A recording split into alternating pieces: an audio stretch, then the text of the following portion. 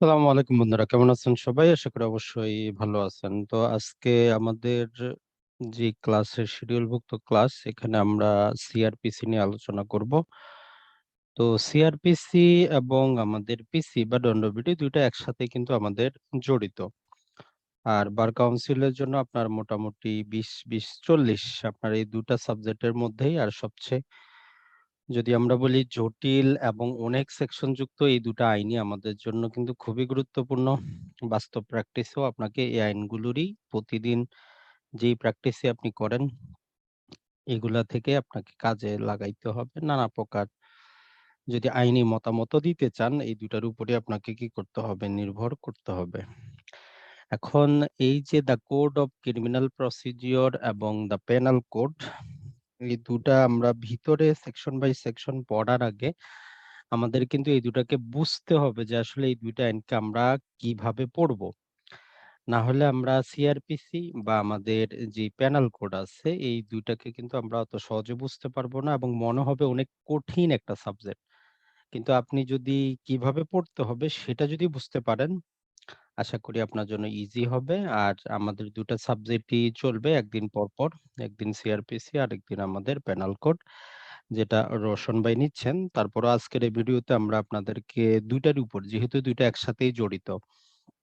Normally আপনারা জানেন আইনগুলো ২ টা ভাগে বিভক্ত। একটাকে বলি আমরা পদ্ধতিগত আইন বা প্রসিডিউরাল ল বা অ্যাডজেক্টিভ ল। আরেকটা হচ্ছে সাবস্টেনটিভ ল, যেটাকে আমরা বলতে পারি যে এটা হচ্ছে একটা মূল আইন। তো এই যে প্যানাল কোড, এই প্যানেল কোড ঠিক করে দেয় মোটামুটি বাংলাদেশের ৯৫-৯৮% প্রচলিত যে অপরাধ, এগুলোর সংজ্ঞায়িত করা আছে এই প্যানাল কোডে। বাকি ২-৩% বিভিন্ন আইনে বিভিন্নভাবে সংজ্ঞায়িত করা আছে। ক্রিমিনাল সংক্রান্ত আপনি মেক্সিমাম যা কিছু আপনার প্রয়োজন পড়ে সব পেনাল কোডেই পাবেন। আর এই পেনাল কোডে যে শাস্তি বা বিধান এগুলো দেওয়া আছে, এগুলো কিভাবে আদালত কার্যকর করবে, এর যে পদ্ধতি সেটাই হচ্ছে আমাদের এই সিআরপিসি। তো এইজন্য সিআরপিসি যখন আপনি পড়তে যাবেন অথবা আপনি যখন পেনাল কোড পড়তে যাবেন, ২ টা কিন্তু একসাথেই জড়িত। আপনি যখন সিআরপিসি ৪ নাম্বারের ডেফিনিশন পড়তে যাবেন, সেক্ষেত্রেও তারা কিন্তু বলে যে পেনাল কোডে যা আছে সেটা আর এটা একসাথে মিলিয়েই কিন্তু পড়তে হবে। আপনি যদি ডেফিনিশনটা ক্লজ গুলো শেষের দিকে যান, তার মানে সিআরপিসি তে যে শব্দচয়ন আমরা করব, সেম শব্দচয়ন আমরা পেনাল কোডে পাবো। তাহলে ২ টা আমাদের একই জিনিস। অন্য আইনের ক্ষেত্রে আমরা ভিন্ন, ভিন্ন লক্ষ্য করি। যেমন তামাদি আইনে একটা শব্দ কেন ব্যবহার করা হচ্ছে ওই আইন থেকে আমরা বের করব। কিন্তু সিআরপিসি আর পেনাল কোড ২ টার জন্য একই শব্দ, একই শব্দচয়ন। আপনি যেখান থেকেই পড়েন ২ টার উপরেই কার্যকর হবে। তো যাক, আমরা ১ম এ ২ টার উপরে ওভারভিউ দেওয়ার চেষ্টা করব। আশা করি আপনাদের ক্লাসটা কিছুটা হইলেও ভালো লাগবে।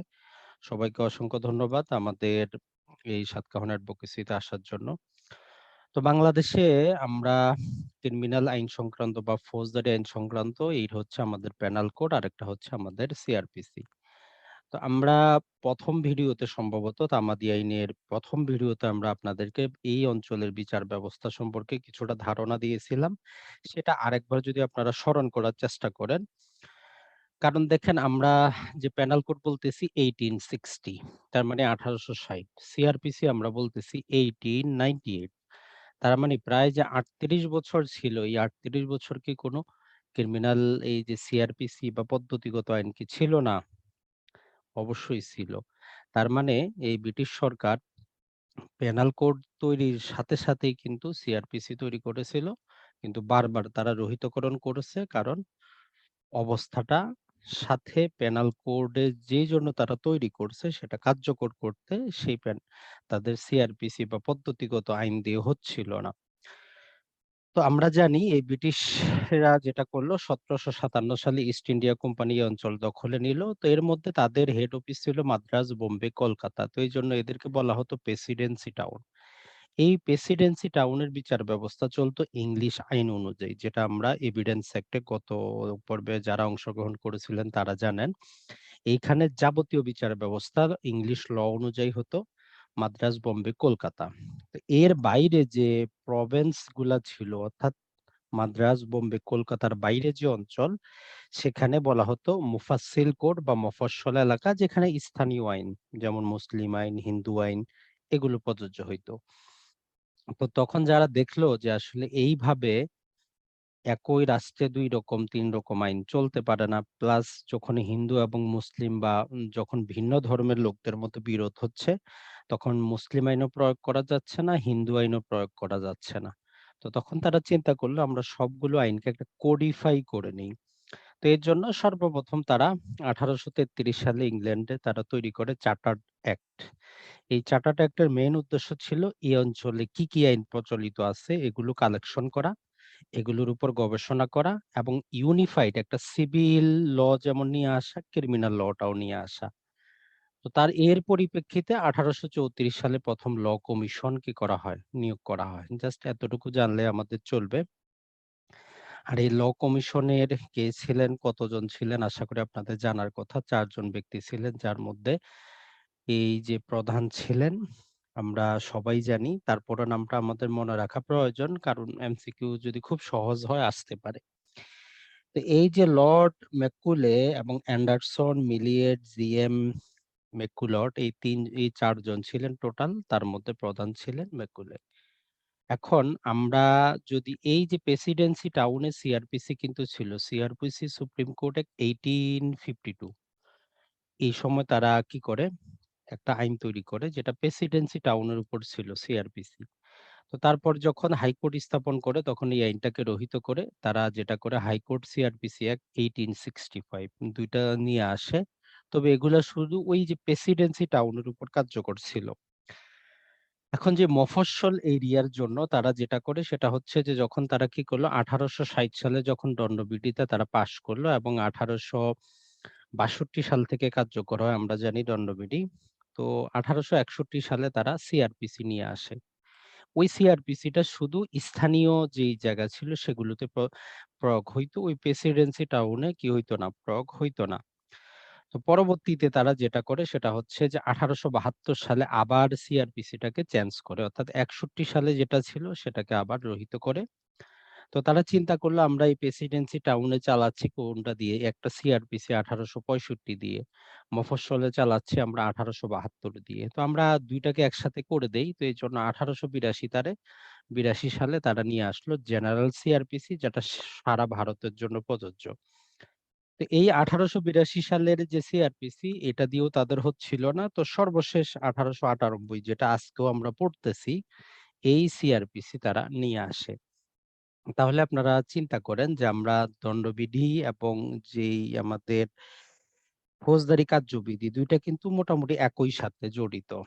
তো আমাদের মনে রাখার এখান থেকে জাস্ট মাত্র এত কিছু না। এটা জাস্ট আমরা বুঝার জন্য বললাম। মনে রাখার হচ্ছে আমাদের এইটা সিআরপিসি আমাদের হচ্ছে ১৮৯৮ দণ্ডবিধি ১৮৬০। আর তারিখটাও আপনারা একটু মনে রাখবেন স্মরণ করে যে আসলে কার্যকরের তারিখ হচ্ছে আমাদের 1 জুলাই ১৮৯৮। এখন আমরা এই প্যানেল কোডটা যেহেতু আপনার রোশন ভাই পড়াবে, তারপরেও আমরা উম উম বলে দেই যে আপনি কিভাবে নিজে পড়বেন। প্যানেল কোডের মধ্যে যেহেতু মোটামুটি প্রায় আপনার ৫১১ টার মতো সেকশন আছে। সেখানে ২৩ টার মতো চ্যাপ্টার আছে। তো আসলে এগুলো এত বড়, তো তার মধ্যে আপনি যদি মনে করেন মোটামুটি ২ টা চ্যাপ্টার আপনার পড়তেই হবে। ওই ২ টা চ্যাপ্টারই মোটামুটি 50% সেটা হচ্ছে আমাদের মানবদেহ সম্পর্কিত অপরাধ এবং সম্পত্তি সম্পর্কিত অপরাধ। বাকি অন্য যে চ্যাপ্টার গুলো আছে এগুলো আপনার ১ টা বা ২ টা মেক্সিমাম ৩-৪ টা সেকশন পড়লে আপনার যথেষ্ট। প্রতিটা সেকশন আপনার বাস্তব জীবনেও কাজে লাগবে না। বার কাউন্সিলও কোনদিন আজ পর্যন্ত আসে নাই, ভবিষ্যতেও আসবে না। তার মানে আমরা টার্গেট করব সেই সমস্ত যেটা আপনার বাস্তব জীবনে কাজে লাগবে, যেটা পরীক্ষায় আসে। এখন এই প্যানেল কোডটা যখন আপনি পড়তে যাবেন, প্যানেল কোডটা ১ম এ আপনাকে ২ ভাগে ভাগ করতে হবে। একটা ভাগ হচ্ছে যেখানে সাধারণ কথাবার্তি বলে, আরেকটা ভাগ হচ্ছে যেখানে অপরাধগুলাকে সংজ্ঞায়িত করা আছে। তো এর মধ্যে ১ম এই আপনি যে আমাদের ২৩ টা চ্যাপ্টারের মধ্যে ১ নাম্বার চ্যাপ্টারটা আপনাকে পড়তেই হবে যেখানে আপনার ওই যে আমরা বললাম সাধারণ কথাবার্তি বলে বিচারের স্থানটা ঠিক করে দেয়। আইনের প্রয়োগ ক্ষেত্র ঠিক করে দেয়। যে আসলে এই যে প্যানাল কোড এটা কোথায় প্রযোজ্য হবে, কিভাবে প্রযোজ্য হবে। তো আপনাকে ১ থেকে ৫ টা অবশ্যই যত্ন সহকারে পড়তে হবে যে এখানে আমরা ৩ এবং ৪, ৫ ৩ টা সেকশন পাবো যেটা খুবই গুরুত্বপূর্ণ। তারপরে আপনাকে যেটা করতে হবে ২ নাম্বার যে চ্যাপ্টারটা আছে এইটার একবার আপনাকে রিডিং পড়তেই হবে।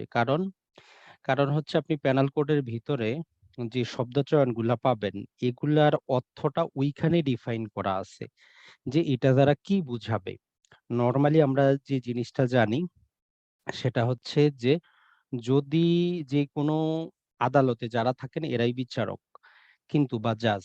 কিন্তু আপনি যখন প্যানাল কোডে জাজ কাকে বলে সেটা পড়বেন, আপনি কিন্তু সেখানে বুঝতে পারবেন যে এখানে জাজ দ্বারা কাকে ইনক্লুড করতেছে, কাকে এক্সক্লুড করতেছে। তার মানে আমরা সাধারণভাবে যেটা জানি, সরকার যাকে আদালতে নিয়োগ দিল প্রিজাইডিং অফিসার যেমন আমাদের সিপিসিতে আছে, সিআরপিসি বা প্যানাল কোড জাজ বলতে অন্য জিনিস বুঝায়। তাই এখান থেকে সংজ্ঞাগুলো আপনাকে একটু যত্ন সহকারে বুঝতে হবে যে এটা কোন জিনিসটাকে টার্গেট করতেছে। তারপরে হচ্ছে যে আমরা ৪ নাম্বার চ্যাপ্টারটা আপনাকে পড়তে হবে। এটার একটা সেকশন আপনি বাদ দিতে পারবেন না। এটা মনে রাখবেন। এটা আপনার বাস্তব জীবনে যেমন লাগবে, বার কাউন্সিলেও লাগবে। ৭৬ থেকে শুরু করে ১০৬ প্রতিটা সেকশনে আপনাকে পড়তে হবে। আর এটা আপনার জন্য লাগবেই লাগবে। সেটা হচ্ছে যে এমন যেই ব্যক্তি বা এমন কাজ যেটা করার পরে অপরাধ হইলেও আপনার কোনো শাস্তি হবে না। তার মানে সেটা আইন অপরাধ হিসাবে কি করে না? গণ্যই করে না। যেমন আছে ৯ বছর পর্যন্ত বাচ্চা যাই কিছু করুক তার কোনো অপরাধ নাই। পাগল যাই করুক, কিছু করুক তার কোনো শাস্তি নাই। কেউ নেশাগ্রস্ত অবস্থায় যদি কিছু করে তার কোনো শাস্তি নাই। তার মানে এই ৪ নাম্বার চ্যাপ্টারটা আপনাকে পড়তেই হবে। একটা সেকশন আপনি বাদ দিতে পারবেন না। বাদ দেওয়ার মতো একটাও নাই। তারপরে এই যে ৩ নাম্বার চ্যাপ্টার আছে এইটা আপনার জন্য পড়তে হবে যে বিভিন্ন প্রকার শাস্তি এবং শাস্তি হিসাবের নিয়ম। কারণ আপনি যখন বিচারক অথবা অ্যাডভোকেট আপনি যখন চিন্তা করবেন যে এটার জন্য কি শাস্তি হইতে পারে বা বিচারক যে শাস্তিটা দিল সে কোনো এখানে ভুল করলো কিনা সেটা আপনাকে জানতে হবে। তো নরমালি আমরা সেখানে দেখতে পাই যে ৫ প্রকারের শাস্তির ব্যবস্থা আছে। আবার ওই শাস্তিগুলো প্রয়োগের ক্ষেত্রে আরো ২ প্রকারের পৃথক ব্যবস্থা আছে। তো টোটাল আমরা ৭ প্রকারের শাস্তি কিন্তু পাবো। নরমালি ৫৩ সেকশনে আপনি ৫ প্রকারের শাস্তির কথা উল্লেখ পাবেন। ওই ৫ প্রকার প্রয়োগ করতে আরো ২ প্রকারের পৃথক প্রকারের শাস্তি আছে যেগুলো আমরা সেখানে পাবো।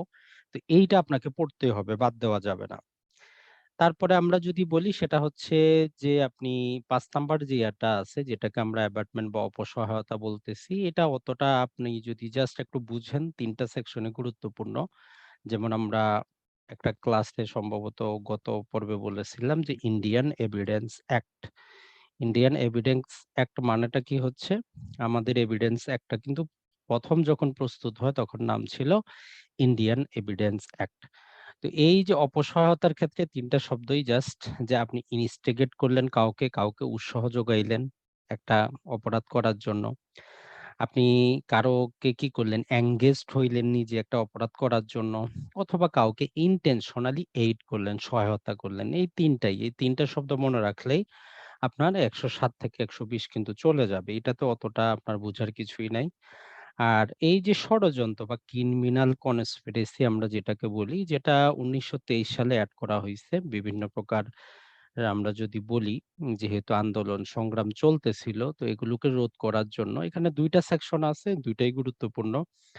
এখানে মজার একটা কথা বলে যে আপনি কোনো অবৈধ কাজ করার জন্য যদি ষড়যন্ত্র করেন অথবা কোনো বৈধ কাজকে অবৈধ পন্থায় যদি করার জন্য যদি ষড়যন্ত্র করেন, সেটা এর আন্ডারে চলে আসবে। তো তাহলে আপনাকে এটাও একটু পড়তে হবে। আর সর্বশেষ ২৩ নাম্বারটা যে আপনি একটা অপরাধ কেউ অ্যাটেম্প্ট টু মার্ডার হইল। আপনি চুরি করতে গেলেন, চুরি করতে পারলেন না। অর্থাৎ এই দণ্ডবিধি প্রস্তুত করার পরে তাদের মনে হইল যদি আমরা যত প্রকার অপরাধের কথা বললাম, এখন কোন অপরাধ যদি কেউ না করে শুধু করার চেষ্টা করে তার শাস্তি কি হবে? তো সেটাই সর্বশেষ ধারায় বলে দিচ্ছে যে আসলে তার শাস্তিটা কি হবে। মূল যদি আপনি চুরি করতেন যে শাস্তি হইতো তার 50% হবে। আপনি মার্ডার করলে যে শাস্তি হইতো তার 50% হবে। তাহলে আপনি ১ থেকে আপনার এই যে ৫ এর A চ্যাপ্টার এবং ২৩ এইটা আপনাকে পৃথকভাবে পড়তে হবে। আর বাকি যেটা অরিজিনাল যেই সেকশন গুলা ৬ নাম্বার চ্যাপ্টার থেকে শুরু করে ২২ নাম্বার এইটা আপনার পৃথক করে পড়তে হবে।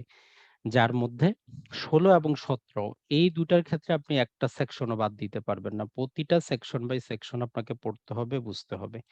এটাই আপনি টিক মার্ক দিয়ে রাখেন। এটাই আপনার কাজে আসবে। বাকিগুলা আপনার একবার পড়ার বিষয়। বাকিগুলা অতটা আপনার বুঝারও কিছু নেই, অতটা আপনার পড়ারও কিছু নাই।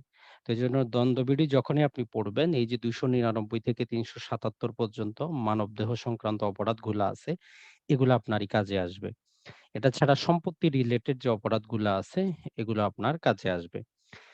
এখন আসলে আপনি এই দণ্ডবিধিটা সেকশন হিসাবে মনে রাখবেন না চ্যাপ্টার হিসাবে মনে রাখবেন? তো এই দণ্ডবিধি বলেন আর সিআরপিসি বলেন এগুলো পড়ার একটা নিয়ম আমরা যেটা বললাম, এটা ১ম এ আপনাকে চ্যাপ্টারটা মুখস্থ রাখতে হবে যে চ্যাপ্টারের হেডিংটা কি? এটা কত সেকশন থেকে কত সেকশনে যাচ্ছে। ১ম এ আপনি এই জাস্ট ২৩ টা চ্যাপ্টারের হেডিংটা মুখস্থ করার চেষ্টা করবেন ছোট্ট করে। তারপরে আপনি তার ভিতরে যাবেন। এর বিভিন্ন প্রকার কারণ আছে। কিন্তু সবচেয়ে মূল যে কারণটা যদি আমরা বলি, কারণ আপনি দেখেন যারা এটা প্রস্তুত করছে তারাই চ্যাপ্টার ওয়াইজ ভাগ করে দিছে যে এটা মানবদেহের সাথে জড়িত, এটা সম্পত্তির সাথে জড়িত, এটা দলিলের সাথে জড়িত। তো আপনি পৃথক করে পড়লে কিন্তু বুঝবেন না। এখন এই যে ২ টা আমরা চ্যাপ্টারের কথা বললাম, মোটামুটি আপনার 50% পেনাল কোড কিন্তু এই ২ টার মধ্যেই চলে যাবে। প্রায় ২০০ র উপরে সেকশন পড়বে আপনার এই ২ টা ইয়ার মধ্যেই। এখন বাকি যেগুলো আছে যেমন ধরেন যে আমাদের ৬ নাম্বারে শুরু হবে রাষ্ট্রের বিরুদ্ধে অপরাধ। এখানে আপনার ২ টা সেকশনে শুধু পড়তে হবে আর কিচ্ছু না। এই সেকশনের এই যে ২ টার মধ্যে একটাতে পারবেন সর্বপ্রথম যে মৃত্যুদণ্ডের কি আছে বিধান দেওয়া আছে এবং রাষ্ট্রদ্রোহটা কাকে বলে? জাস্ট এই ২ টা সেকশন। বাকি আপনার না পড়লেও চলবে, কোনদিন কেউ জিজ্ঞাসা করবে না।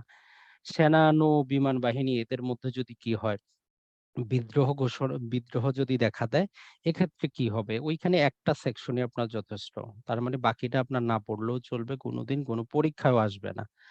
তারপরে যদি আমরা দেখি আপনি যে গণ অশান্তি পরিপন্থী যদি অপরাধগুলো, গণশান্তি পরিপন্থী যে অপরাধগুলো বা যেগুলোকে আমরা বলতেছি পাবলিক ট্রাঙ্কুইলিটি, তো এগুলো সংক্রান্ত বিষয়টা দেওয়া আছে।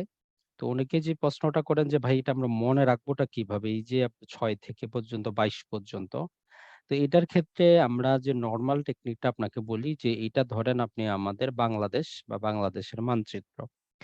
তো সর্বপ্রথম আপনি চিন্তা করেন এই মানচিত্রটা বজায় রাখতে কি করতে হয়? রাষ্ট্রকে অনেক প্রকার সেনা, নৌ, বিমান বাহিনী, বিদেশি ষড়যন্ত্র নানা প্রকার বিরুদ্ধে কাজ করতে হয়। তাহলে ১ম এই ৬ নম্বরে আসতেছে কি আমাদের রাষ্ট্রের বিরুদ্ধে অপরাধ। এই ষড়যন্ত্র বিরোধী অপরাধ। তাহলে আমাদের এই রাষ্ট্রের বিরুদ্ধে অপরাধটা ১ম এ আমরা ভৌগোলিক যে আমাদের একটা মানচিত্র আছে এটার বিরুদ্ধে যদি কেউ ষড়যন্ত্র করে তার অপরাধটা আমরা দেখব। এখন এই যে আমাদের সীমান্তটা কারা পাহারা দেয়? সেনাবাহিনী, নৌবাহিনী, বিমান বাহিনী এদেরই কাজ।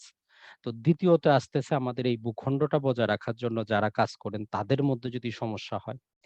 এখন এটা সমস্যা হইলো এর ভিতরে যারা বসবাস করে, এর ভিতরে যে জনসংখ্যা বসবাস করে এটার মধ্যেও তো কিছু খারাপ প্রকৃতির লোক থাকবে। তো এই যে পাবলিক আমরা যেটা বলব যে একটা শান্তি শৃঙ্খলা বজায় রাখা যদি কেউ না রাখে তার কি শাস্তি হইতে পারে? অবৈধ সমাবেশ করতে পারেন, নানা প্রকার রাস্তায়, নানা প্রকার জায়গায় মারামারি, দাঙ্গা করতে পারেন, পাবলিক স্পেসে গিয়ে আপনি কি করতে পারেন? অযথা সেখানে নানা প্রকার অবরোধ করতে পারেন। তাহলে আপনি দেখেন যখন আমরা একটা মানচিত্র চিন্তা করতেছি, ১ম এ আমরা ওই মানচিত্রের বিরুদ্ধে যদি কেউ ষড়যন্ত্র করে তার অপরাধটা পাচ্ছি। এই মানচিত্রটা ধরে রাখার জন্য সেনাবাহিনী, নৌবাহিনী, বিমান বাহিনীর প্রয়োজন হচ্ছে। আর ওই স্থিতিশীল রাখার জন্য রাষ্ট্রটাকে যারা সেখানে বসবাস করতেছে, তাদের মধ্য থেকে খারাপ লোকদের বিরুদ্ধে কিন্তু আমাদের অ্যাকশন নিতে হচ্ছে। তো আপনি জাস্ট এইভাবে যদি একবার মাথার মধ্যে চিন্তা করতে পারেন, আপনার কিন্তু মুখস্থ রাখতে হবে না। অটোমেটিক একটার পর একটা আসবে। যে ১ম এ আমার রাষ্ট্রের বিরুদ্ধে অপরাধ, ওই রাষ্ট্রটা বজায় রাখতে সেনাবাহিনী, নৌবাহিনী, বিমান বাহিনী লাগতেছে। রাষ্ট্রে যারা বসবাস করে সেখানে কিছু খারাপ প্রকৃতির লোক থাকবে। সেখানে তারা অযথা অশান্তি সৃষ্টি করবে। তো তাদেরকে কিভাবে আমরা কি করব? শাস্তি দিব। এখন শাস্তি তো জনগণ সবাই দিয়ে দিলে তো আর শৃঙ্খলা থাকবে না। এজন্য সরকার নিয়োগ করে সরকারি কর্মকর্তা। তাই সরকারি কর্মকর্তাদের যে অপরাধ সেটা আমরা নিয়ে আসব। তো পরবর্তীতে আমরা নির্বাচন সম্পর্কিত যে অপরাধ এটা পূর্বে ছিল না, পরবর্তীতে এড করা হইছে নির্বাচন সম্পর্কিত অপরাধগুলা। তো এই যে সরকারি যারা কর্মচারী আছেন এদেরকে সরকার নিয়োগ করলো, আপনি তাদের কথা নাও শুনতে পারেন, তারা আদেশ দিল আপনি অমান্য করতে পারেন। তো অমান্য যদি করেন কি শাস্তি হবে? এই একটার পর একটা কিন্তু অটোমেটিক আপনার চলে আসবে। তারপরে যদি আমরা দেখি যে আপনার মিথ্যা সাক্ষ্যদান, স্টাম্প এবং মুদ্রা, বাটখারা, মাপকাঠি, জনস্বাস্থ্য, নিরাপত্তা এগুলা কিন্তু আপনার অতটা গুরুত্বপূর্ণ না। আপনি জাস্ট একবারও যদি পড়েন আপনার জন্য যথেষ্ট। এটা ছাড়া ধর্ম সম্পর্কিত অপরাধের ক্ষেত্রেও অতটা গুরুত্বপূর্ণ কিছুই নাই। কিন্তু সবচেয়ে বেশি আমরা যেটা বললাম মানবদেহ এবং সম্পত্তি। এই ২ টার আমরা একটা সেকশনও বাদ দিব না। এগুলো আমরা যত্ন সহকারে মনে করার চেষ্টা করব। এখান থেকে আমাদের কিন্তু প্রশ্নগুলো আসবে। এটা ছাড়া কিছু দলিল, কিছু চুক্তি, বিবাহ, মানহানি এবং আমরা সেখানে অপমান সম্পর্কিত কিছু জিনিস পাবো, এই জিনিসগুলো।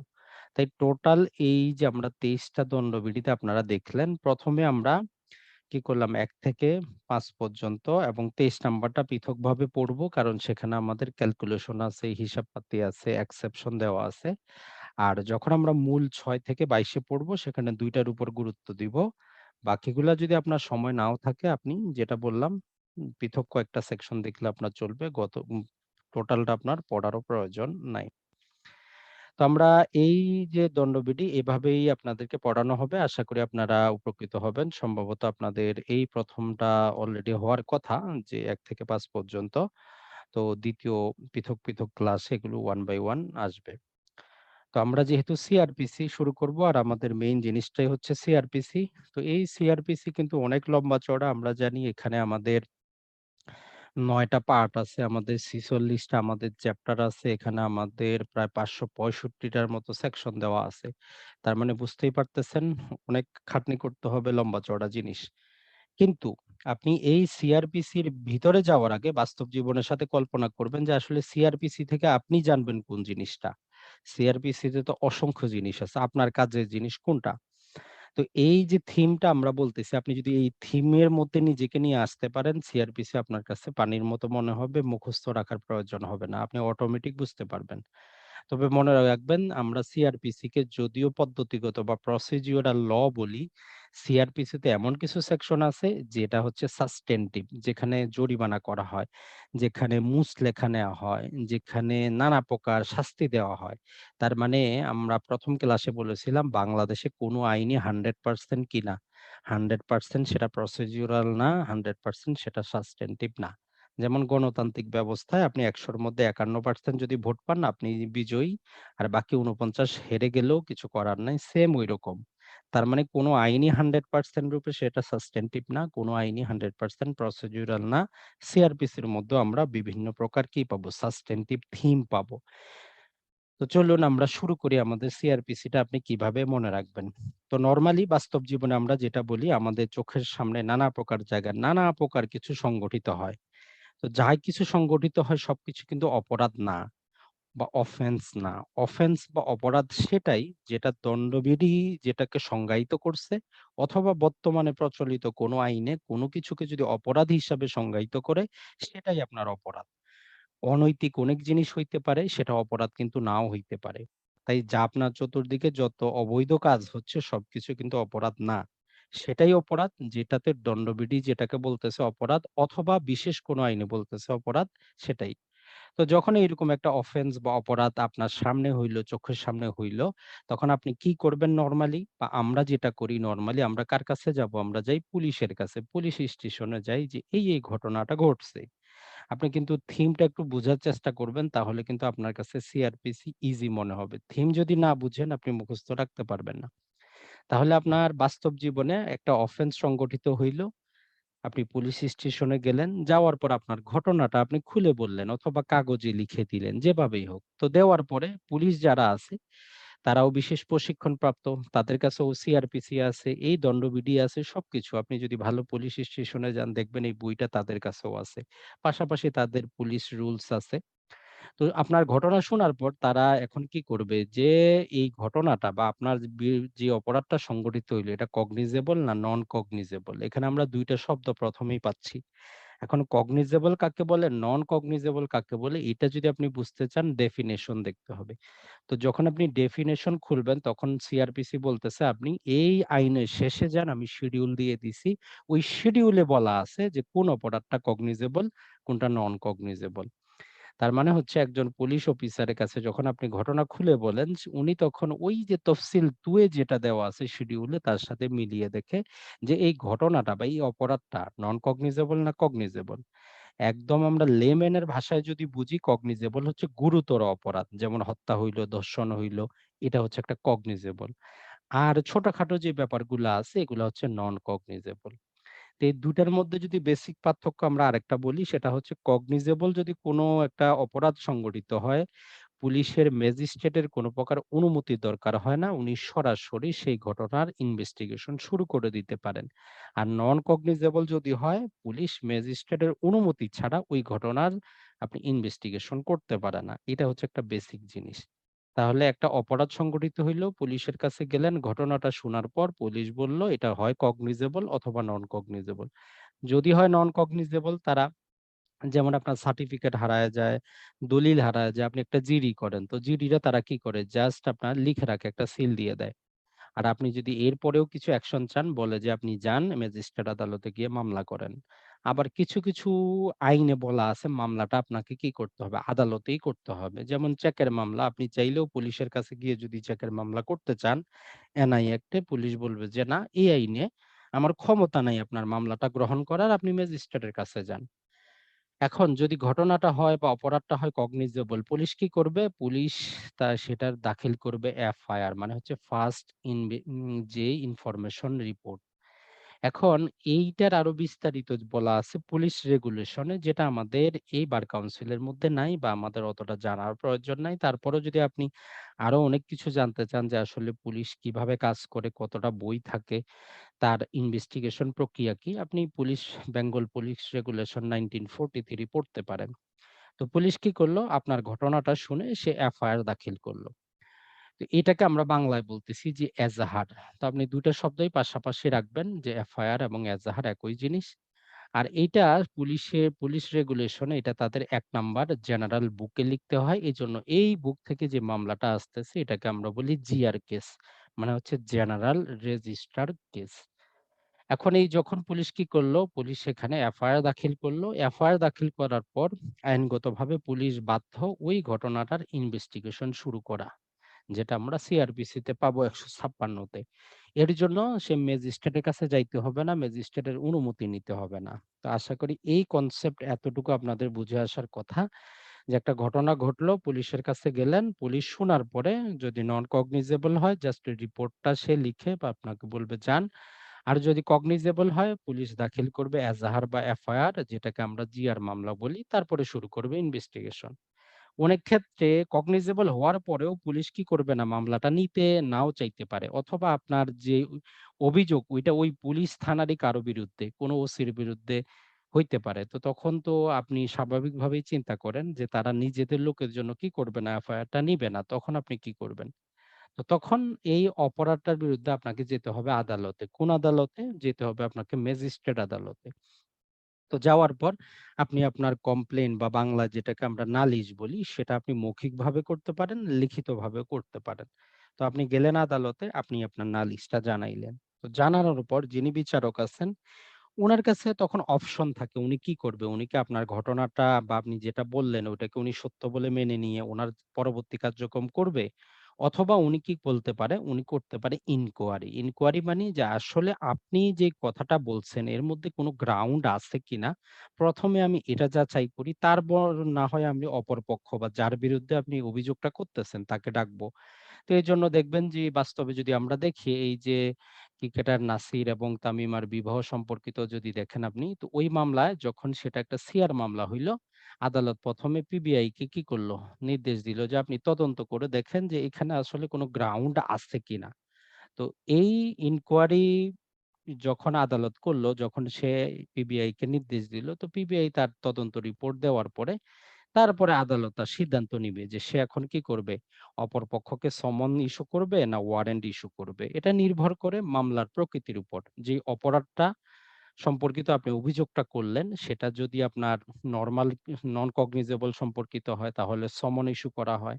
আর যদি সেটা গুরুতর হয় সেক্ষেত্রে অ্যারেস্ট ওয়ারেন্ট ইস্যু করা হয়। তাহলে আপনি ২ ভাবে ২ দিকে পাইলেন। পুলিশের কাছ থেকে আমরা একভাবে পাচ্ছি আর পাশাপাশি আপনি যদি আদালতে যান এইভাবে। এই ২ টা হচ্ছে আমাদের বেসিক নিয়ম। তো এখন দেখেন সেটা সমন হোক, আপনাকে সমন দেওয়া হইলো, আপনি যদি না যান তখন আপনার বিরুদ্ধে ওয়ারেন্ট জারি করা হয়। মানে আসামিকে গ্রেপ্তার করে নিয়ে আসো। আর পুলিশ যখন তদন্ত শুরু করে, পুলিশের কাছে যাদের মনে হয় যে এ ঘ ঘটনাটা ঘটাইতে পারে, পুলিশ কি করবে? তাকে গ্রেফতারের চেষ্টা করবে। তাহলে আমরা ২ দিক থেকেই আসলাম। পুলিশের কাছ থেকেও আমরা গ্রেফতারের পর্যায়ে আসলাম, আর ম্যাজিস্ট্রেটের কাছ থেকেও আমরা গ্রেফতারের পর্যায়ে আসলাম। এই ২ টা আপনারা মাথার মধ্যে নিয়ে রাখবেন যে আমরা যেদিকেই যাই, এই জায়গায় আসে আমাদেরকে কিন্তু থামতে হবে গ্রেফতার, এই পর্যন্ত। এখন আসি আসামিকে গ্রেপ্তার করার পরে নরমালি ২ টা অবস্থা হবে। যাকে গ্রেফতার করা হইলো তার আত্মীয়স্বজন চাবে তাকে জামিন করানো হোক, বেইল চাইতে তারা চাবে। আর যে গ্রেপ্তার করা হইলো, গ্রেপ্তারের পরে তার কাস্টডি নিয়ে প্রশ্ন উঠবে যে এ এখন থাকবে কার কাছে? তো নরমালি বাংলাদেশে আমরা ২ প্রকারের কাস্টডি দেখি। একটা হচ্ছে ফিজিক্যাল রিমান্ড আমরা যেটাকে বলি, এটা পুলিশ থানায় ব্যক্তিকে রাখা হয়, যাকে আমরা বলি হাজতে থাকে আসামি। তো এটার জন্য সিআরপিসিতে স্পেশাল বিধান দেওয়া আছে যে সর্বোচ্চ সর্বসাকুল্যে সর্বোচ্চ ১৫ দিন পর্যন্ত কি করতে পারে? পুলিশ রিমান্ডটা আদালত মঞ্জুর করতে পারে। আর জুডিশিয়াল কাস্টডি এটা আপনার মামলার প্রকৃতির উপর নির্ভর করে। যতদিন মামলা চলবে ততদিন হইতে পারে, নির্দিষ্ট কিছু দিন হইতে পারে, নানা প্রকার বিষয় আছে। তবে পুলিশ রিমান্ডটা ফিক্সড সর্বোচ্চ ১৫ দিনের বেশি হবে না একটা মামলার জন্য। এখন যদি কোনো আসামির বিরুদ্ধে ১০ টা মামলা থাকে তাহলে পৃথক ভাবে দিতে পারে। এখন এই যে আমরা পুলিশ রিমান্ড এবং জুডিশিয়াল কাস্টডি ২ টাই দেখলাম। এখন অপরপক্ষ তো চাবে বেইল চাবে। এখন এই বেইলটার কনসেপ্ট আপনাকে পৃথকভাবে জানতে হবে যে বেইল কত প্রকারের হইতে পারে। তো দেখেন নরমালি আমরা যদি দেখি ৪ প্রকারের জায়গায় আপনি ৪ প্রকারের বেইল দেখতে পারেন। একটা হচ্ছে যে আপনার বিরুদ্ধে একটা এফআইআর দাখিল হইছে, আপনি এখনো অ্যারেস্ট হন নাই। তো এইরকম ক্ষেত্রে আপনি কি করতে পারেন? দায়রা জজ অথবা হাইকোর্টে। তবে বাংলাদেশে প্র্যাকটিস হচ্ছে হাইকোর্টে গিয়ে মানুষ আমরা যেটাকে অ্যান্টিসিপেটরি বেইল বলি বা আগাম জামিন বলি, এইরকম শব্দ কিন্তু নাই। এটা আমরা যে পার্শ্ববর্তী দেশে অ্যান্টিসিপেটরি শব্দটা ব্যবহার করা আছে, ওইজন্য আমাদের দেশে প্রচলিত। বাংলাদেশের সিআরপিসিতে এরকম কোনো শব্দ নাই। এটা হচ্ছে যে একটা হাইকোর্টের ক্ষমতা, সে যেকোনো প্রকার কি করতে পারে? এই যে তার ইয়াটা আছে এটাকে কম করতে পারে, বর্ধিত করতে পারে আসামির কাস্টডিটা, এবং যে সিউরিটি নেওয়া হইছে এটাকে কম বেশি করতে পারে। যেসা ৪৯৮ তে আমরা পাবো যখন আপনি সেকশনটা পড়বেন। তবে নরমালি প্র্যাকটিস হচ্ছে যখন আপনার বিরুদ্ধে এফআইআর দাখিল হইল, গ্রেপ্তারের পূর্বে আপনি এই সেকশনে গিয়ে আদালতের কাছ থেকে জামিন চান। এটা হচ্ছে একটা। ২য় হইছে আপনি অ্যারেস্ট হয়ে গেলেন, এখন যেভাবেই হোক এখন অ্যারেস্ট হয়ে গেলেন, এখন আপনার জামিনের প্রয়োজন। তো এখন যখন আপনি জামিনে যাবেন ২ প্রকারের আসে। একটা হচ্ছে আপনার বিরুদ্ধে মামলাটা কোন ধরনের? বেইলেবল অফেন্স এর মামলা না নন বেইলেবল অফেন্স এর মামলা? যদি বেইলেবল হয় ৪৯৬ এর অধীনে আপনি আপনার অধিকার হিসাবে চাইতে পারেন। কারণ বেইলেবল অফেন্স এ আপনার হচ্ছে অধিকার। আর নন বেইলেবল অফেন্স এ হচ্ছে আদালতের অধিকার। আদালত চাইলে অবস্থা বিবেচনা করে ইন জেনারেল আপনাকে কি করতে পারে? জামিন দিতে পারে। জামিন দিবে না বিষয়টা এমন না। কিন্তু যদি কোনো বেইলেবল অফেন্স এ আদালত যদি আপনাকে জামিনটা না দেয়, আদালত বাধ্য সেখানে কারণটা লিখতে। যে একটা বেইলেবল অফেন্স হওয়ার পরেও কেন আদালত আপনাকে কি করতেছে না? বেইলটা দিচ্ছে না। আর নন বেইলেবল অফেন্স এর ক্ষেত্রে আদালত বাধ্য না কোন প্রকার কারণ দেখানোর জন্য যে আমি এইজন্য দিচ্ছি না। বেসিক পার্থক্য এটাই। বেইলেবল হচ্ছে আপনার অধিকার, আদালত না দিলে সে বাধ্য কারণ লিখার জন্য।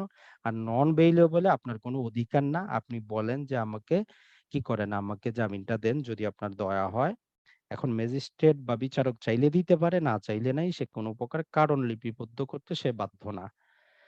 এখন যেটাই হোক তাহলে আমাদের টোটাল আমরা মাথার মধ্যে যখন বেইলের কনসেপ্টটা আসবে আমরা এই ৪ টা অবস্থা কল্পনা করব যে অ্যারেস্ট হওয়ার পূর্বে, অ্যারেস্ট হয়ে গেলে বেইলেবল অফেন্স না নন বেইলেবল অফেন্স। আরেকটা হচ্ছে যখন আপনি আর আসামি বা আপনার মক্কেল কি হইল তার শাস্তি হয়ে গেল যে তার ১০ বছরের জেল।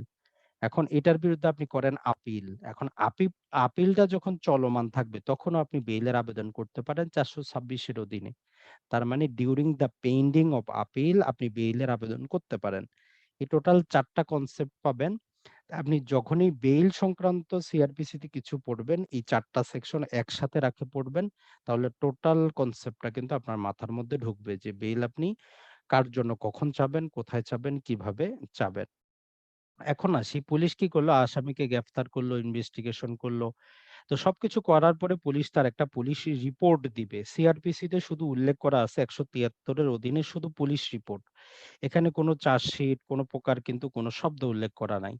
আর এর ইন ডিটেইল বিস্তারিত আমরা যেটা বললাম সেটা হচ্ছে যে পুলিশ রেগুলেশনে বলা আছে যদি আসামির বিরুদ্ধে সাধারণভাবে কোনো প্রকার কি পাওয়া যায়, গ্রাউন্ড পাওয়া যায়, তখন তারা কি করে চার্জশিট দাখিল করে যে এই আসামির বিরুদ্ধে এই অভিযোগগুলো।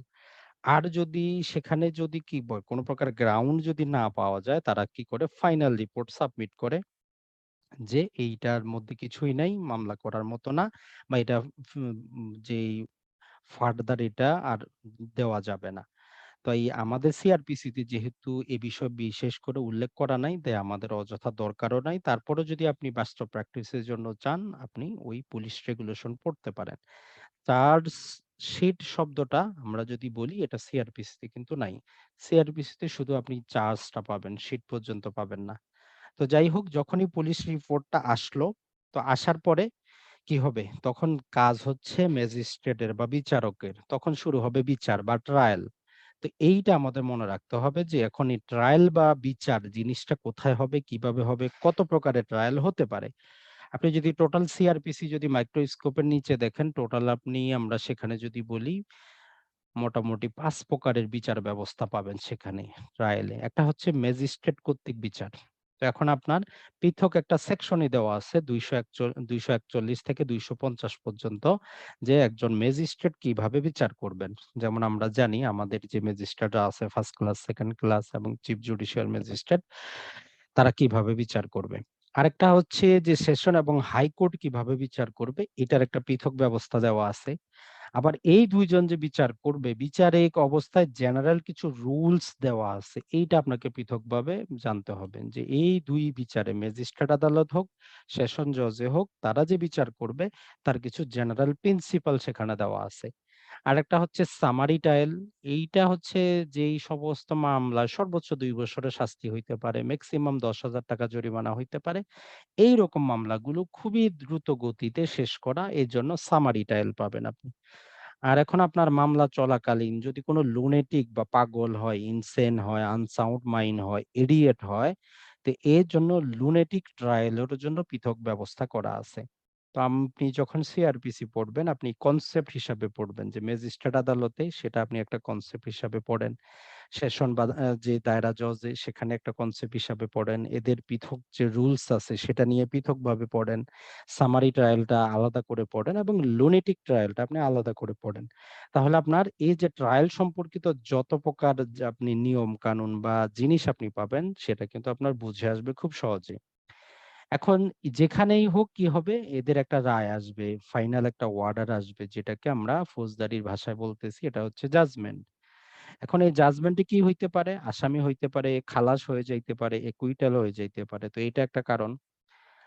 আর এই আসামির সেন্টেন্স হইতে পারে, দণ্ড হইতে পারে অথবা আসামির বিরুদ্ধে আপনি অপরাধ তো প্রমাণিত করলেন। আদালত তাকে দণ্ড না দিয়ে কি করতে পারে? প্রবেশনে পাঠাইতে পারে। যেটা সম্প্রতি হাইকোর্টের বিভিন্ন প্রকার দিক নির্দেশনার কারণে বিভিন্ন আদালতে কিন্তু আপনারা দেখতেছেন যদি ফার্স্ট টাইম কেউ অপরাধ করে যেমন সাম্প্রতিক সম্ভবত যদি আমরা ভুল না করি রাজশাহীর কোনো এক জায়গায় হবে যে বঙ্গবন্ধু শেখ মুজিবুর রহমানের জন্মদিন পালন করা সংক্রান্ত বিষয়ে তারা কি করছে? ওই যে কেকের পরিবর্তে পাউরুটি দিয়ে তারা জন্মদিন পালন করে সোশ্যাল মিডিয়ায় ছাড়ছে। তো এটার বিরুদ্ধে তাদের অপরাধ সাইবার ট্রাইব্যুনালে প্রমাণিত হওয়ার পর তাদের শাস্তি স্বরূপ কি করা হইছে? যে তাদেরকে বলা হইছে বঙ্গবন্ধু জীবনের উপর ৩ টা বই পড়ার জন্য। তো প্রতিটা আদালতে প্রবেশন অফিসার থাকে তাদের আন্ডারে ১ বছর পর্যন্ত সে দেখভালের মধ্যে থাকবে। যদি এই ১ বছরের মধ্যে তারা এই বইগুলো না পড়ে বা তাদের আচরণে কোন প্রকার পরিবর্তন আসে, তাহলে ওই অপরাধের জন্য যে শাস্তি সেটা তাদের উপর কি করা যাবে? প্রয়োগ করা যাবে। আর যদি তারা এই ১ বছরে যদি তারা ভালোভাবে চলে তাহলে তাদের শাস্তিটা শেষ। তো এটা একটা পৃথক একটা অর্ডিন্যান্স দেওয়া আছে। পাকিস্তান সরকার তৈরি করেছিল। সেই অর্ডিন্যান্সের অধীনে প্রবেশনটা হয়ে থাকে। আর নরমালি আমরা বর্তমানে দেখতে পারতেছি পূর্বে কিন্তু অতটা প্রবেশন ছিল না। অর্থাৎ অপরাধ প্রমাণিত হওয়ার পরেও তাকে দণ্ড না দিয়ে তাকে শুধরানোর একটা সুযোগ দেওয়া হয়। এটাই হচ্ছে প্রবেশন। এখন যে দ্বন্দ্বটা দেওয়া হইলো বা যে শাস্তিটা দেওয়া হইলো এটা তো কার্যকর করতে হবে, এক্সিকিউশন করতে হবে। তো এক্ষেত্রেও বিভিন্ন প্রকার নিয়ম কানুন আছে। এখন যদি কাউকে আপনি ফাঁসি দিতে চান, সে মহিলা হইলে কি হবে, পাগল হইলে কি হবে, তার কনফার্মেশনটা কিভাবে নিতে হবে, নানা প্রকার যে এখানে আমরা যেটা সিপিসির ভাষায় আমরা ডিক্রি জারি বলি, তো এখানে আমরা বলতেছি দণ্ড কার্যকর, এক্সিকিউশন জিনিসটা। তো এর পাশাপাশি যিনি সংক্ষুব্ধ হবেন উনি আপিল করতে পারেন। আপিলটা যেকোনো পক্ষ করতে পারেন, ফরিয়াদি করতে পারেন। কারণ উনি আরো শাস্তি চান আসামির, আসামি করতে পারেন, উনি খালাস চান, বিভিন্ন প্রকার হইতে পারে। আইনগত প্রশ্ন যদি উঠে সেক্ষেত্রে রিভিশন হইতে পারে নানা প্রকার জিনিসে। তো এই টোটাল পৃথক আমরা যে জিনিসটা এতক্ষণ বললাম, এগুলা টোটালটা কিন্তু একটা কনসেপ্ট। এই যে মোটামুটি আমরা এখানে ২৬ টার মতো কনসেপ্ট আছে। আপনি যদি পৃথকভাবে নিতে পারেন, এই ২৬ টা কনসেপ্ট যদি বুঝার চেষ্টা করেন, সিপিসি আপনার ফিঙ্গার টিপ হাতের মধ্যেই চলে আসবে। আর টোটাল সিপিসিটা আমরা যদি দেখি ১ম এ আমরা ২ ভাগে ভাগ করি। একটা হচ্ছে যে একটা অপরাধ সংগঠিত হওয়ার পূর্বে অপরাধটাকে প্রিভেন্ট করা অর্থাৎ প্রিভেন্টিভ নেচারের যেগুলো কাজ করে এক্সিকিউটিভ ম্যাজিস্ট্রেট। আর একটা অপরাধ সংগঠিত হওয়ার পর এক্সিকিউটিভ ম্যাজিস্ট্রেটের আর কাজ থাকে না, তখন জুডিশিয়াল ম্যাজিস্ট্রেটের উপরে চলে আসে। আবারও যখন আমরা জুডিশিয়াল ম্যাজিস্ট্রেটের কার্যক্রম দেখি সেটা আমরা ৩ ভাগে ভাগ করি নরমালি। একটা হচ্ছে যে আপনার প্রি ট্রায়াল অর্থাৎ এই যে আমরা এখানে বিচার বললাম, বিচারটা শুরু হওয়ার পূর্ব পর্যন্ত কি হয়? নানা প্রকার ইনকোয়ারি, ইনভেস্টিগেশন অসংখ্য কিছু হয়। তারপরে হচ্ছে ডিউরিং ট্রায়াল একটা বিচার চলমান অবস্থায় নানা প্রকার অ্যাপ্লিকেশন আসতে পারে। আসামি জামিন পাইতে পারে, আসামি পালাইতে পারে কাস্টডি থেকে নানা প্রকার কিছু। আরেকটা হচ্ছে পোস্ট ট্রায়াল অর্থাৎ যখন জাজমেন্টটা হয়ে গেল তারপরে দণ্ড কার্যকর সংক্রান্ত বিষয়। এখন আপনি এভিডেন্স অ্যাক্ট যদি পড়েন, এই সিআরপিসি তেও এভিডেন্স সংক্রান্ত একটা পৃথক চ্যাপ্টার দেওয়া আছে। তো এটা আপনি একবার দেখে নিতে পারেন যে আসলে সেখানে কি জিনিসটা বলা আছে, সাক্ষ্য সংক্রান্ত বিষয়। এখানে আপনি এক্সিকিউটিভ ম্যাজিস্ট্রেটের বিচার ব্যবস্থা পাবেন। যদি আমরা ১৪৪ থেকে ১৪৮ দেখি, এটা ছাড়াও আপনি ১০৭ এ দেখতে পারবেন। নানা প্রকার জায়গায় তারা মুসলেখাল সম্পর্কিত, গণ অশান্তি সম্পর্কিত বিভিন্ন প্রকার আদেশ দিতে পারেন এক্সিকিউটিভ ম্যাজিস্ট্রেট। আর ২৪ এ যদি আমরা দেখি সেটা হচ্ছে যে সরকারের নির্বাহী বিভাগের কিছু স্পেশাল ক্ষমতা দেওয়া আছে। এই আপনি যত প্রকার আপনি সাক্ষ্য দিয়ে যতই আপনি আসামিকে কি করেন ২০ বছর, ৩০ বছর অথবা মৃত্যুদণ্ডাদেশ নিয়ে আসেন, সরকার চাইলে কোনো কারণ ছাড়াই যদি আমরা বলি এটা যেহেতু ব্রিটিশ আমলে প্রস্তুত, এটা তারা তাদের স্বার্থ রক্ষার জন্য নিয়েছিল। আপনি এত কষ্ট করে ১০ বছর ধরে পুলিশ ইনভেস্টিগেশন করে বিচারক আপনার সবকিছু করার পরও যখন আসামিটাকে দোষী সাব্যস্ত করল, বলতেছে এনি রিজন কোন কারণ ছাড়াই সরকার চাইলে তার দণ্ডটা মওকুফ করতে পারে, স্থগিত করতে পারে, অন্য প্রকার সেন্টেন্সে পরিণত করতে পারে। এটার জন্য তার যদি আমরা বলি তার মানে হচ্ছে বিচারককে সে জানাইতে পারে। জানানোটাও বাধ্যতামূলক না। তো যেই বিচারক শাস্তিটা দিল, তাকে জানানোটাও বাধ্যতামূলক না। সেখানে শব্দ ব্যবহার করা আছে, না। যদি হইতো তাহলে সরকার বাধ্য হইতো আদালতকে জানানোর জন্য যে এই আসামিটার শাস্তি তারা কেন স্থগিত করলো, কেন চেঞ্জ করতে চাচ্ছে। তো ব্যবহার করার কারণে সেখানে তারা সেই আদালতকেও জানায় না। আর এই সম্পর্কিত একটা ডিবেট কিন্তু আমরা যদি আইনমন্ত্রী আনিসুল হকের আপনি YouTube এ পাবেন। যে ওই সম্ভবত খালেদা জিয়ার দণ্ডটাকে মওকুফ স্থগিত সংক্রান্ত বিষয়ে সেখানে এবং এর উপর কিন্তু লম্বা চড়া অনেক ডিবেট আছে। আপনি যদি মন চায় আপনি YouTube এ পাবেন, দেখে নিতে পারেন। তারপরে যদি আমরা দেখি আমরা কি জানি যে আমরা একটা কোয়াশমেন্ট শব্দ জানি ৫৬১ এর যদিও এটা সিআরপিসি যখন ১ম তৈরি করা হয় এটাতে ছিল না। ১৯২৩ সালে এটাকে এড করা হয় ৫৬১ নাম্বার সেকশন। হাইকোর্টের ইনহেরেন্ট ক্ষমতা অর্থাৎ যাকে আমরা কোয়াশমেন্ট বলি। যেইকোনো আদালতে হাইকোর্টের অধীনস্থ যেইকোনো আদালতে যেইকোনো প্রসিডিং যেইকোনো প্রকার ইনভেস্টিগেশন যেটাই হোক আদালত চাইলে যদি সন্তুষ্ট হয় সেটাকে সে সাসপেন্ড করতে পারে, সেটাকে সে বাতিল করে দিতে পারে যে এটা চলবে না। এফআইআরটা অবৈধ অথবা প্রসিডিংটা অবৈধ, এটা চলবে না। আর সিআরপিসি তে আমরা এত কিছু কোথায় করব? আমাদের যে খেলার মাঠ হবে সেটার কতটা স্তর থাকবে, আদালতের গঠন। এইটা সম্পর্কে আপনার একটা স্বচ্ছ ধারণা থাকতে হবে। যে বাংলাদেশের প্রচলিত ম্যাজিস্ট্রেট আদালত কোথায়, দায়রা আদালত কোথায়, হাইকোর্ট ডিভিশনের কি ক্ষমতা, সুপ্রিম কোর্টের কি ক্ষমতা, এগুলো সম্পর্কে যাতে আপনার ক্রিস্টাল ক্লিয়ার ধারণা থাকে। টোটালি ২৬ টা কনসেপ্ট যদি আপনি নিজের মাথার মধ্যে নিতে পারেন, আপনি ভিতরে সিআরপিসি পড়ার দরকার নাই। ১ম এ আপনি এই ২৬ টা কনসেপ্ট আগে নিজের মধ্যে নেওয়ার চেষ্টা করেন। যদি একবার নিতে পারেন, তখন আপনি নিজেই বুঝতে পারবেন যে ম্যাজিস্ট্রেট আদালতে বিচার হচ্ছে, ম্যাজিস্ট্রেট কি করবে, দায়রা জজ কি করবে। আপনি ম্যাজিস্ট্রেটের নাম শুনেই বলে দিতে পারবেন তার ক্ষমতা কতটুকু, সে কতদিনে শাস্তি দিতে পারে। নানা প্রকার বিষয় কিন্তু আপনি বুঝতে পারবেন। এখন এই সিআরপিসি বুঝতে আপনাকে সিআরপিসির যে ডেফিনিশন আছে সেটা আপনাকে একটা আমরা যদি বলি যত্ন সহকারে পৃথকভাবে পড়তে হবে। কারণ ওইটা যদি আপনি না বুঝেন তাহলে কিন্তু আপনি বাস্তব জীবনেও ভুল করবেন, বার কাউন্সিলেও পরীক্ষায় আপনি ভুল করবেন। তো এখানে জাস্ট আমরা কয়েকটা সংজ্ঞা নিয়ে এসেছি। এগুলো আমরা পৃথকভাবে পড়বো যখন ডেফিনিশনে যাব। তারপরেও আমরা একটা কথা বলে দেই যে অফেন্স বা আমরা যেটাকে অপরাধ বললাম, ১ম এই বলছি যে আপনি কোন কাজ করলেন অথবা আপনি কোন কাজ থেকে বিরত থাকলেন। আর ওই কাজটা বাংলাদেশের প্রচলিত আইনে শাস্তিযোগ্য অথবা জরিমানা দেওয়া আছে তবেই সেটা অপরাধ হবে। যদি কোন আইনে যদি সেটা কাজ করা অথবা কাজ থেকে বিরত থাকা যদি শাস্তিযোগ্য বা জরিমানা না থাকে সেটা অনৈতিক হতে পারে, সেটা অপরাধ না। দ্বিতীয়ত আমরা যেটা বললাম যে আপনি নালিশ করলেন বা কমপ্লেইন জানাইলেন এটা আপনি অভিযোগটা লিখিত হইতে পারে, আপনার মৌখিক হইতে পারে। এটা আপনি করবেন ম্যাজিস্ট্রেট আদালতে। তারপরে আপনি ইনকোয়ারি বা অনুসন্ধান জিনিসটা এটা ম্যাজিস্ট্রেট কি করবেন? ম্যাজিস্ট্রেট করতে পারে অথবা আদালতও করতে পারে। আর এইটা আদালতের নির্দেশে যে কেউ কিন্তু ইনকোয়ারি করতে পারে। তার মানে ইনকোয়ারি কে করতে পারে এইটা আপনার কনসেপ্টটা ক্লিয়ার থাকতে হবে। পুলিশ চাইলেই পুলিশ ইনকোয়ারি করতে পারে না। তাহলে ইনকোয়ারি করতে পারে কোর্ট, সেটা এখন দায়রা আপনি সেশন কোর্ট বলেন, হাইকোর্ট বলেন তারা ইনকোয়ারি করতে পারে। আদালতের নির্দেশে যেকোনো প্রাইভেট ব্যক্তিও ইনকোয়ারি করতে পারে। ইনভেস্টিগেশন নরমালি ইনভেস্টিগেশন পুলিশ করবে। তবে আদালতের নির্দেশে যেকোনো ব্যক্তি করতে পারে। এর মূল উদ্দেশ্য এভিডেন্স সংগ্রহ করা। তাই আপনি যখনই ইনভেস্টিগেশন শুনবেন আপনার কাছে এই ৩ টা শব্দ যাতে মনে আসে যে পুলিশ করবে তথ্য উপাত্ত সংগ্রহ করার জন্য, তবে যেকোনো প্রাইভেট ব্যক্তিও করতে পারে আদালতের আদেশে। এখন আপনি যখন cognizable offense পড়বেন, আপনার ওই তফসিলটা আপনাকে দেখতে হবে যে তফসিল ২ এর মধ্যে আপনি সেখানে ২ নাম্বার কলামে দেখতে পারবেন যে ওই অপরাধটা এটা কোন প্রকৃতির সেখানে বলা আছে। ৮ টা কলাম দেওয়া আছে পৃথক, পৃথক সেটা আপনাকে দেখতে হবে। তো নরমালি আমরা বলি যেগুলো গুরুতর অপরাধ সেগুলো হচ্ছে আমাদের কি cognizable offense।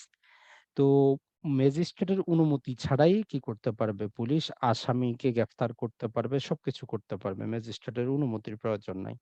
আর যখনই নন কগনিজেবল হবে, পুলিশ ম্যাজিস্ট্রেটের অনুমতি ছাড়া আসামিকে গ্রেফতার করতে পারবে না।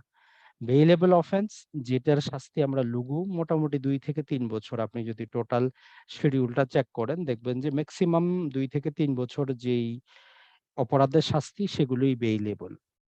আর তবে তারপরেও সেখানে শিডিউল দেওয়া আছে সেটা আপনাকে দেখে নিতে হবে। নন বেইলেবল যেটা বললাম যেগুলো গুরুতর আদালতের ইচ্ছাধীন, আদালত চাইলে আপনাকে বেইল দিতে পারে। এটা ছাড়া আপনি অ্যাটর্নি জেনারেল সম্পর্কে পাবেন। তো এটার জন্য আপনি সংবিধানের ৬৪ নম্বর অনুচ্ছেদটা একটু ভালো করে পড়বেন যে আসলে অ্যাটর্নি জেনারেল কে, সরকার কাকে নিয়োগ দিতে পারে। তো এইটা ওইখান থেকে একটু জানার চেষ্টা করবেন যে আসলে অ্যাটর্নি জেনারেল কে হইতে পারে। তাহলে আপনার কাছে ইজি মনে হবে।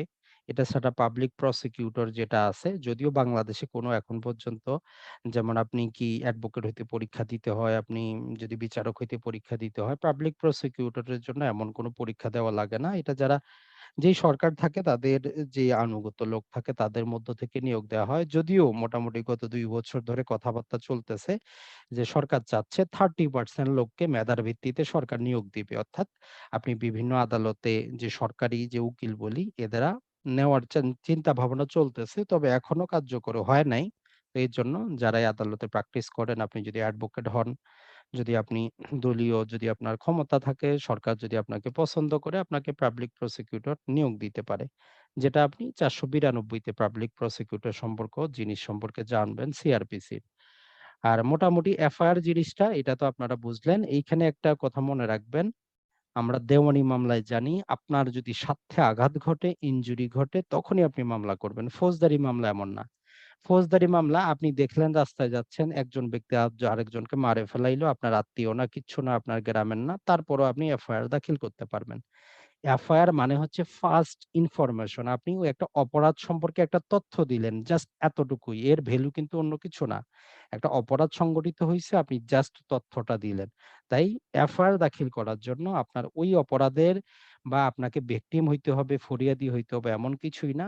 আপনি একটা অপরাধ দেখছেন, আপনি জাস্ট পুলিশকে ইনফর্ম করলেন এতটুকুই। তাহলে যখন আপনি এফআইআর শুনবেন আপনার মাথায় আসতে হবে এটা থানায় হবে, এটাকে আমরা এজাহার বলি, এটা কগনিজেবল অফেন্স হবে, পুলিশ ইনভেস্টিগেশন করবে, এটাকে আমরা জিআর মামলা বলি। যাতে এই শব্দগুলো একসাথে আপনার মাথায় চলে আসে। এখন এই জিআর মানে কি আমরা ১ম এই বলে দিছি যে জেনারেল রেজিস্টার যেটা পুলিশ রেগুলেশন অনুযায়ী তাদের ১ নাম্বার রেজিস্টার। তো ওইটার মধ্যে তারা যেগুলো লেখে সেটাকে তারা এফআইআর বলতেছে। জাস্ট এতটুকুই। আর সিআর কেস বা সিআর মামলা আমরা যেটাকে বলি, যখন আপনি ম্যাজিস্ট্রেট আদালতে সরাসরি যায়ে কোনো নালিশ জানান, কোনো অভিযোগ করেন, কোনো মামলা করতে চান, তো এটাকে তারা কি করে কমপ্লেইন রেজিস্টার হিসাবে রাখে। তো এজন্য এটাকে আমরা বলতেছি সিআর মামলা। এখন আসি চার্জ। চার্জটা হচ্ছে আপনার বিরুদ্ধে কি অভিযোগটা, আপনার অভিযোগ। এখন পুলিশ কি করলো, কেউ আপনার বিরুদ্ধে কোনো একটা অভিযোগ করলো, পুলিশ তদন্ত করে দেখলো। তো তদন্ত করে যদি দেখে যে আসলেই সেখানে ঘটনার কোনো সত্যতা আসে বা তাদের কাছে মনে হচ্ছে আপনি অপরাধী হইতে পারেন, আপনি অপরাধী কিন্তু না। কারণ বাংলাদেশের আইনে বলে যে আপনি যদি বলেন যতক্ষণ পর্যন্ত প্রমাণিত না হচ্ছে আপনি নির্দোষ। ওই নির্দোষ হওয়ার কারণেই কিন্তু বেইলের কনসেপ্টটা আসে যে অপরজন ভুয়াও তো আপনাকে কি করতে পারে অপরাধী হিসেবে চিহ্নিত করতে পারে। ঐজন্যই বেইলটা কিন্তু আপনাকে দেওয়া হয়। তো এজন্য যখন এই চার্জটা হচ্ছে আপনার বিরুদ্ধে অভিযোগটা কি? তো এখন অভিযোগ একটা হইতে পারে, ১০ টাও হইতে পারে। তো পুলিশ রেগুলেশনে সেইখানে উল্লেখ করা আছে যে চার্জশিট হবে। তো নরমালি চার্জের সাথে আপনি জানেন এগুলো তো আর ১ পাতায় হবে না। ১০ পাতা, ২০ পাতা, ৩০ পাতা হইতে পারে। যেমন আমরা পরীক্ষায় লুজ শিট গুলা নেই। তো যেহেতু চার্জগুলা লেখার জন্য একাধিক পাতার প্রয়োজন পড়ে, তখন তারা নরমালি বলতেছে এটা হচ্ছে চার্জশিট। এখন এই চার্জশিট দিলেই যে আদালতে আপনার বিচার শুরু হবে বিষয়টা এমন না। তো তখন আপনার চার্জগুলা বিচারকের দায়িত্ব। সে দেখবে যে আপনার বিরুদ্ধে কি অভিযোগ, আসলে এগুলার কোনো আইনগত ভিত্তি আছে কিনা, মামলাটা ফার্দার কি করা যাবে, প্রসিডিং করা যাবে কিনা। যদি করা যায় তখনই ম্যাজিস্ট্রেট আপনার বিরুদ্ধে চার্জটা ফ্রেম করবে। যে আপনার বিরুদ্ধে দণ্ডবিধির এত সেকশন, এত সেকশনে এই অপরাধটা আপনি এতদিন করছেন, আপনি দোষ স্বীকার করেন কিনা। যদি করেন তাহলে তো মামলা সেখানে কনভিক্ট শেষ। আর যদি না করেন তখন বলবে যে ঠিক আছে এভিডেন্স নিয়ে আসো রাষ্ট্রপক্ষকে। তো রাষ্ট্রপক্ষ যদি এভিডেন্স নিয়ে আসার পর সেটা যদি সবকিছু শেষ করার পরে যদি বিচারকের মনে হয় যে রাষ্ট্রপক্ষ প্রমাণ করতে পারে নাই তাহলে ডিসমিস। আর যদি প্রমাণ করতে পারে তখন আসামিকে বলা হয় যে আপনার কিছু বলার আছে কিনা, যেটা আমরা সিআরপিসি ৩৪০ এ পাবো। সিআরপিসি ৩৪২ এ পাবো। যদি আপনার কিছু বলার থাকে, আপনি যদি সাক্ষ্য দিতে চান তো আপনি দিতে পারেন। কাউকে যদি সাক্ষী হিসাবে উপস্থিত করাইতে চান, আপনি উপস্থিত করাইতে পারেন। তখন শুরু হয় আসামি পক্ষের তার ডিফেন্সটা। নরমালি ফৌজদারি মামলায় ১ম এ আসামিকে কিছুই করতে হয় না। যত কিছু করার সবকিছু প্রসিকিউশনের দায়িত্ব। যদি প্রসিকিউশন প্রমাণে ব্যর্থ হয় সেই মামলা থেকে আসামি খালাস। আর যদি প্রমাণ করতে পারে তখন আসামির আসে ডিফেন্সটা। যে আপনার বিরুদ্ধে এই অভিযোগ প্রমাণিত, আপনি কি এখন কি বলতে চান বা অথবা আপনার কেন মনে হয় যে আপনাকে এই অভিযোগে বা এই জিনিসটাকে আপনাকে ফাঁসানো হয়েছে। আর এরেস্ট জিনিসটা মনে রাখবেন, এরেস্ট জিনিসটা যদি আমরা বলি নরমালি আমরা সংবিধান অনুযায়ী আপনার চলাচল, আপনার ধর্ম, আপনার জীবনযাত্রা এগুলার স্বাধীনতা থাকবে। তো এরেস্টটা হচ্ছে যেহেতু আপনার বিরুদ্ধে একটা অভিযোগ, আপনি যেহেতু একটা অভিযুক্ত ব্যক্তি, তো এইজন্য ফিজিক্যালি আপনাকে আবদ্ধ করা। আবদ্ধ করার পরে আপনি হয় থাকবেন পুলিশ কাস্টডিতে অথবা জুডিশিয়াল কাস্টডিতে অথবা আপনাকে রিলিজ করা হবে অন বেইল। বেইলের ক্ষেত্রে আপনার সেখানে কি আপনার জন্য কেউ জিম্মাদার থাকে।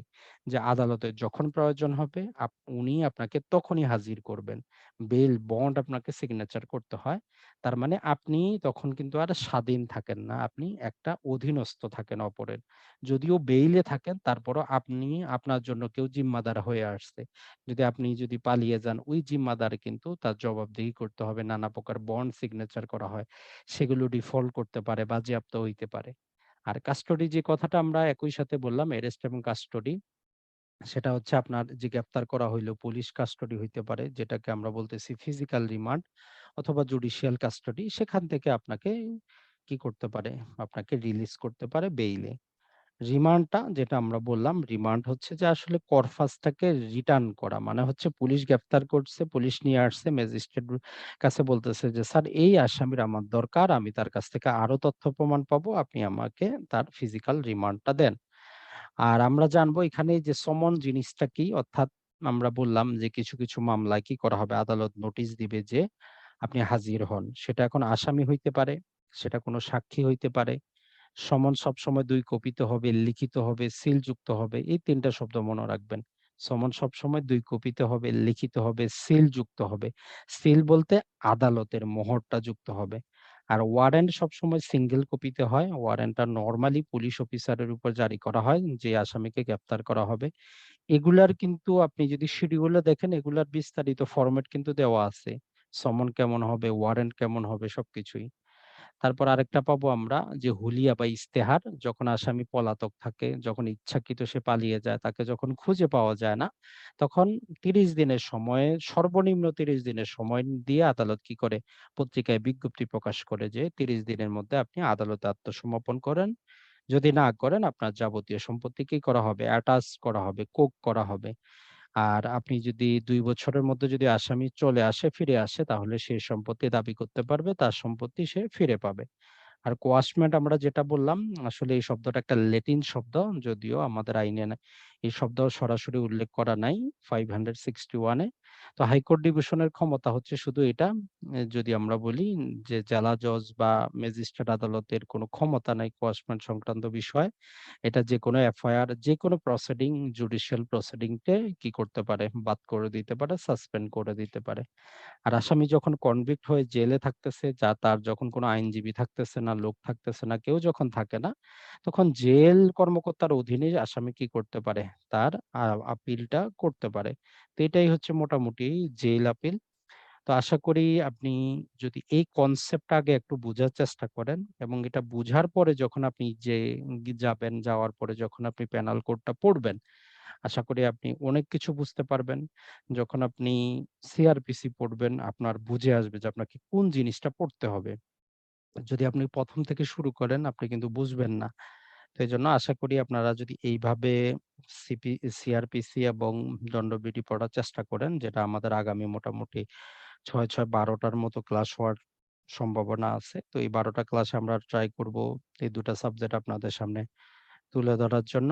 তো সবাইকে অসংখ্য ধন্যবাদ। ভালো থাকবেন, সুস্থ থাকবেন। যদি কারো কোনো প্রশ্ন থাকে বলতে পারেন।